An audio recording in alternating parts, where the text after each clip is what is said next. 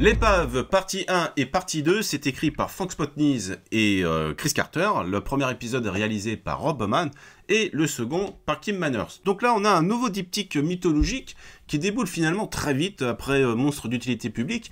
Monstre d'utilité publique, ça date que de 3 ou 4 épisodes auparavant. Donc on a un rythme qui confirme que la série prend un ton beaucoup plus feuilletonnant.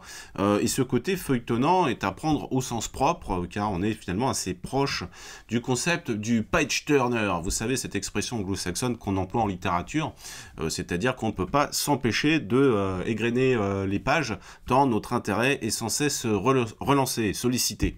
D'ailleurs, pour info, feuilleton vient du nom du réalisateur français Louis Feuillade. Alors c'est un réalisateur français qui commence à dater un peu, les années 1910. Donc Louis Feuillade avait réalisé plusieurs séries qui se mettaient en salle à l'époque. Il n'y avait pas la télé dans les foyers. Donc Les Vampires, Judex et surtout Fantomas.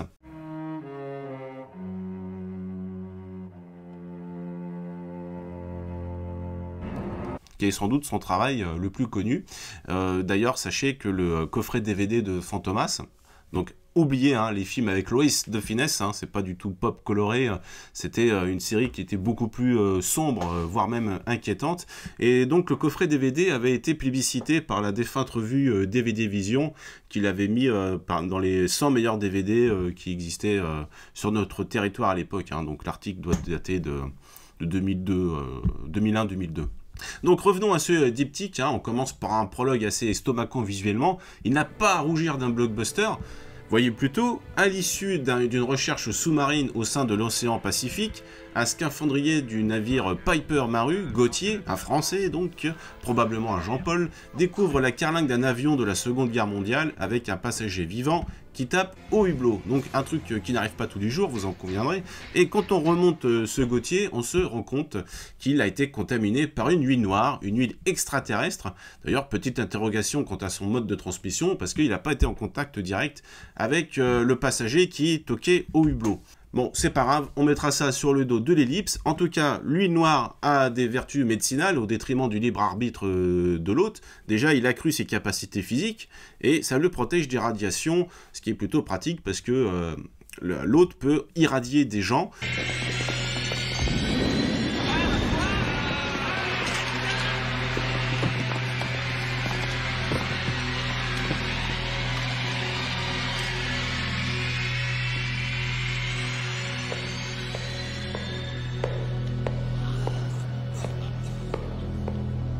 C'est un super pouvoir que je trouve original et par ailleurs il me semble que dans la suite de la série on verra très peu les contaminés par l'huile noire irradier d'autres personnes. On le verra dans ce double épisode, mais par la suite franchement je n'ai plus de souvenirs.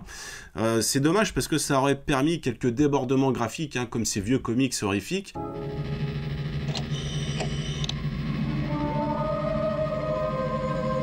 What is it?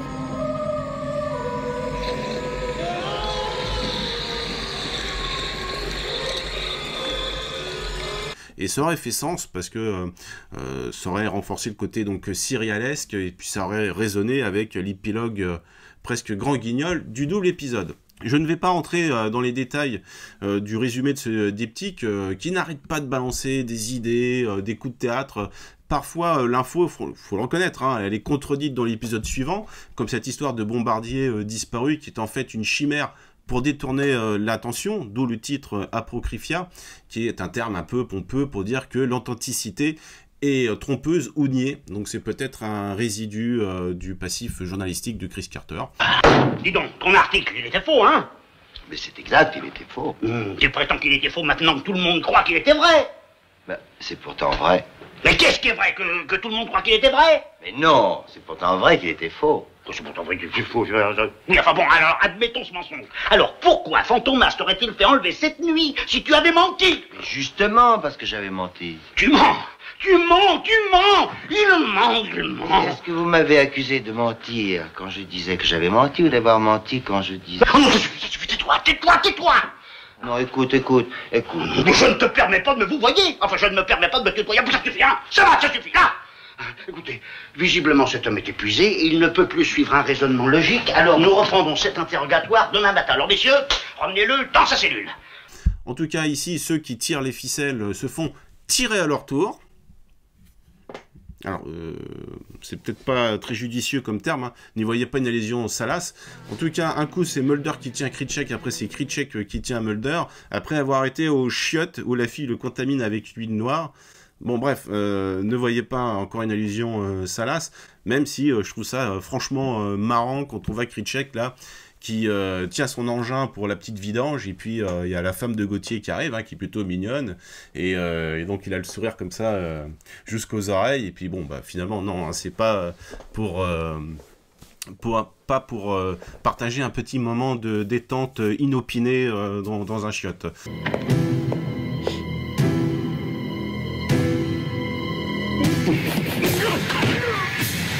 On va rester finalement dans les stimuli de la ceinture pelvienne, hein. J'aime beaucoup l'actrice qui fait la négociante. Elle a des faux airs de Linda Fiorentino. Donc Linda Fiorentino, actrice emblématique, hein, du milieu des années 90 et qui a complètement disparu de la circulation. Et je le regrette, je l'aimais beaucoup dans Jade de William Friedkin, qu'on compare à Basic Instinct. Putain, il y a des fois que je l'ai dit à la française et puis je prends l'accent. Bon bref, alors on va le refaire. J'aime beaucoup Jade de William Friedkin, hein, qu'on a souvent comparé à Basic Instinct, pour des raisons évidentes, hein. D'abord c'est le même scénariste, Joe Esteratz, et puis ce sont tous deux des polars avec des scènes érotiques. Le film de Friedkin est quand même 1000 fois meilleur, hein, que Basic Instinct, qui est peut-être le Verhoeven que j'aime le moins. Déjà, bon, il est beaucoup plus subtil, beaucoup plus trouble, nuancé. Linda Fiorentino est bien meilleure actrice que Sharon Stone. On va revenir sur ce double épisode, donc celle qui ressemble un peu à Linda Fiorentino, on va lui rendre son nom à cette pauvre comédienne, Jo Bates, dont j'ai rien noté de particulier dans sa filmo. Je vois qu'elle a fait beaucoup de DTV que j'ai pas vu, beaucoup de nanars a priori, hein, si je me fie aux notes, hein. Bon, ça c'est à prendre avec des pincettes, les notes, on est bien d'accord. En tout cas, beaucoup de séries aussi que j'ai pas vu non plus. Donc c'est dommage parce qu'elle a, franchement, elle défend très très bien son rôle, hein. C'est un personnage qui a des corones parce qu'elle a quand même un fusil à canoncier qui est scotché sous le bureau quand elle reçoit Mulder. Donc on se demande si ça va pas lui exploser les burnes. On connaît la réponse évidemment parce que la série X-Files va continuer un petit peu au-delà de la saison 3, hein. Il y aura même des films. Et on sait que Mulder ne continue pas ses aventures avec la voix d'un castrat, hein. Ça aurait été marrant de le voir peut-être avec la voix de Farinelli.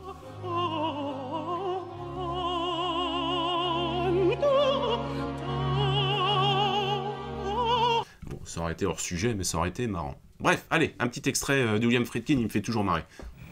I'm not gonna say anything. Après ce résumé formidable, hein, je ne vous cache pas que j'ai adoré ce diptyque qui apportant déjà les éléments qui peuvent irriter certains, on complexifie les relations, il y a des ramifications de personnages secondaires, tertiaires, comme ce tireur qui a essayé de tuer Skinner, et il s'agit en fait de l'assassin de la sœur de Scully.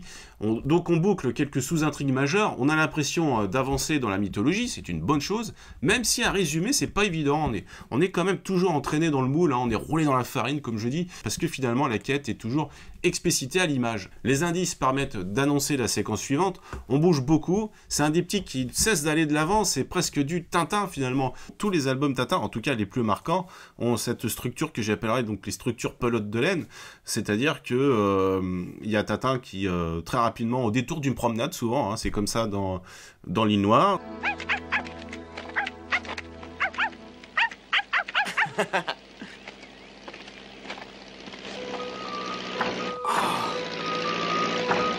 Tiens, on dirait qu'il a une panne.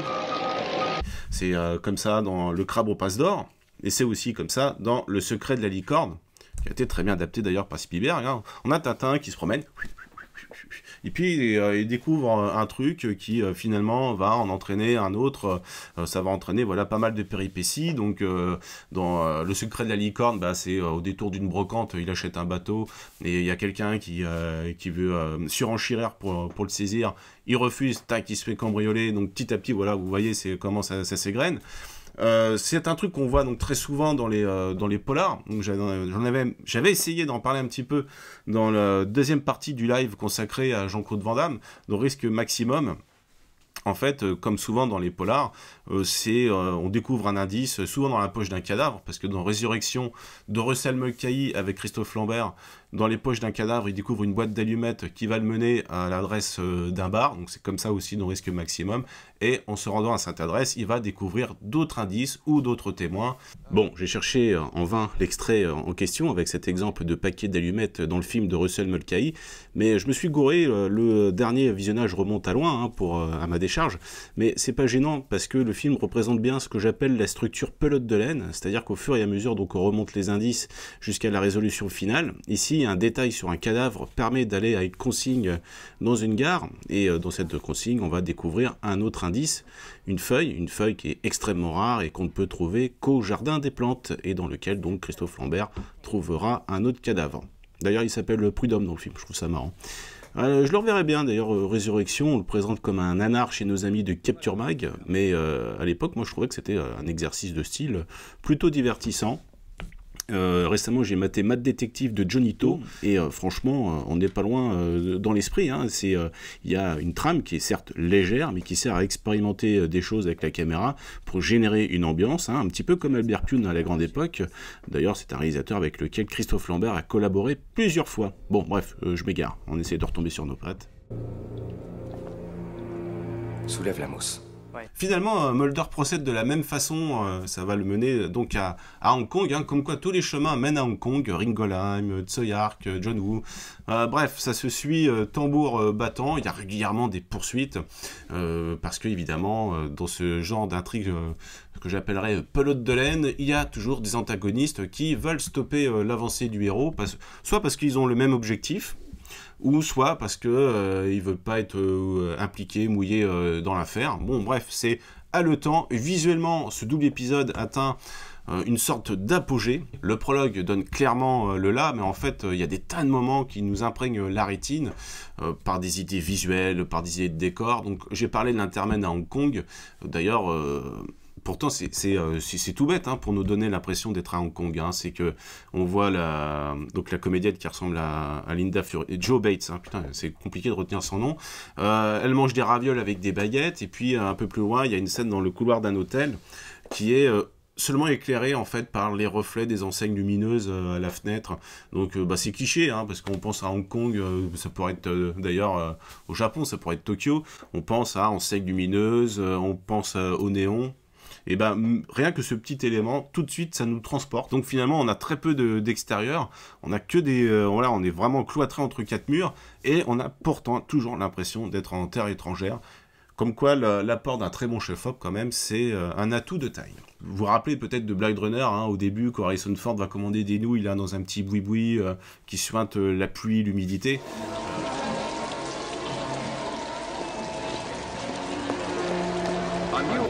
Pour clore notre partie consacrée à la qualité des décors, de la lumière, visuellement la scène qui m'a le plus fait délirer, ça va peut-être vous étonner parce que c'est pas forcément la plus spectaculaire, loin s'en faut, mais bon, vous savez que j'aime la lumière, j'aime les tableaux, et ça c'est mon côté esthète, hein, même si mes fringues peuvent faire penser l'inverse. Il y a une scène où j'ai été...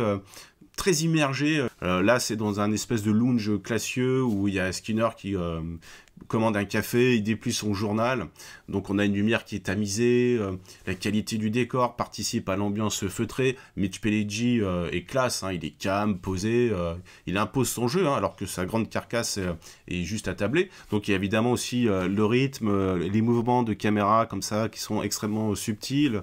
On prend le temps aussi de se poser, c'est un truc qu'on ne fait plus beaucoup maintenant dans les séries, c'est vraiment savoir donner le bon rythme pour vraiment nous immerger, ce sentiment d'immersion qui est important pour moi, et c'est ce que je recherche aussi dans un jeu vidéo, même si j'ai plus le temps d'y jouer, mais Red Dead Redemption 2 aussi c'est pareil, hein, il y avait quand même une recherche, alors évidemment dans le gameplay, mais aussi dans la lumière, le décor, le rythme, tout ça, ça participait, c'est quelque chose que je recherche aussi dans la littérature. Alors j'ai quand même quelques réserves dans ce diptyque, ce sont surtout les scènes de flashback en noir et blanc, c'est pas tant le jeu des comédiens que le rythme déjà qui ralentit, ça sent un peu le remplissage. Visuellement c'est assez plat, hein, même au niveau du découpage. Franchement, à part le noir et blanc, on retient rien, si ce n'est l'huile noire qui s'écoule d'un visage. Dans un plan qui nous rapproche du splatter, vous savez, ce sous-genre un peu dégueulasse du cinéma gore, donc on voit vraiment les liquides s'écouler.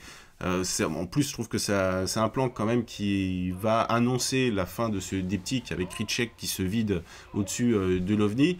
C'est dommage parce que je pense qu'on aurait pu aller plus loin en fait dans le côté pulp, dans le côté noir et blanc pour éviter la censure. En plus, ça nous aurait donc renvoyé au côté serial d'antan, enfin les serials des années 50. Donc les flashbacks, les origines de cette huile sont la partie de Scully, donc une partie un peu plus introspective, parce qu'encore une fois, là, on a cette scission entre d'un côté l'enquête de Scully et puis les actions de Mulder. Mais heureusement, ça va être vite balayé par la suite, parce qu'un peu plus tard, on a Scully qui monte dans l'ambulance pour accompagner Skinner blessé. Et là, on rentre carrément dans le polar urbain pur et dur, dans des décors réels. Alors, c'est pas filmé non plus comme du Ringolam, hein. On renverse pas des handicapés comme dans Répliquant, faut pas déconner. Il y a un côté toujours entraînant, divertissant.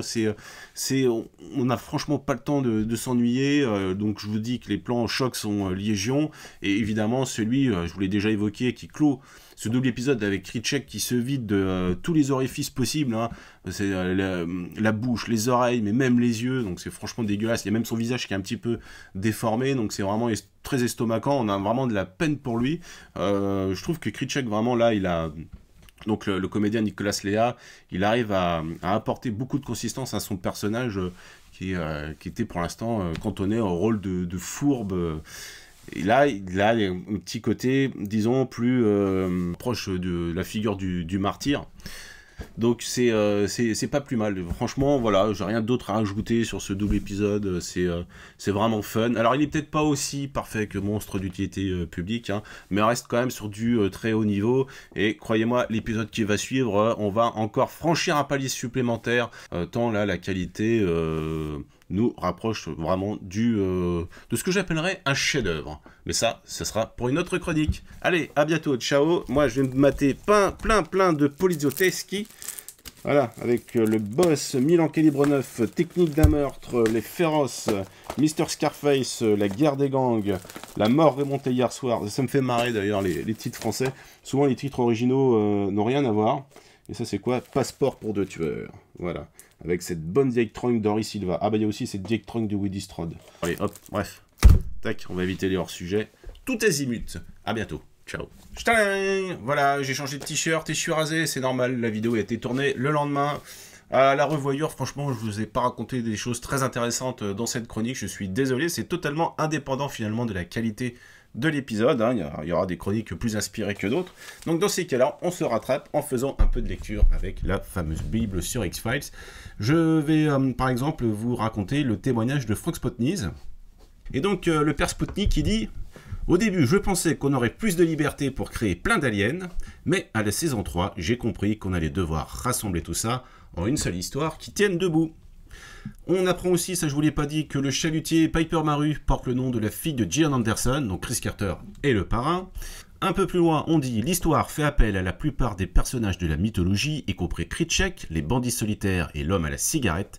Les acteurs eux-mêmes ne savent jamais quelle direction va prendre l'intrigue. Là, je vais vous faire la voix française de William B. Davis, celui qui campe donc l'homme à la cigarette. C'était relativement obscur. Non, on dirait un peu Monsieur Burns des Simpsons. Bon, c'est pas grave, on fait cette voix quand même. C'était relativement obscur et mystérieux, parce qu'il n'existait pas de Bible, explique William B. Davis. Je me suis senti obligé de regarder tous les épisodes, surtout des premières années. Excellent. Un peu plus loin, qu'est-ce qu'on apprend? Kim Manners. Cet épisode a représenté un vrai défi pour moi parce que Rob Bowman était le maître de tous les épisodes mythologiques. J'ai étudié les siens parce qu'ils étaient complètement différents des épisodes individuels. Et un peu plus loin, il y a Nicolas Léa qui fait son Calimero parce que il avait un masque qui recouvrait tout son visage avec des tubes où on passait qui passait aussi dans ses cheveux, dans le dos, etc. Vous savez, pour la fameuse huile qui s'écoule de son corps. Et quand ils ont fini l'installation, tout le monde était parti déjeuner, il était furax. Pauvre petit Nicolas Léa. Allez, à la prochaine, ciao.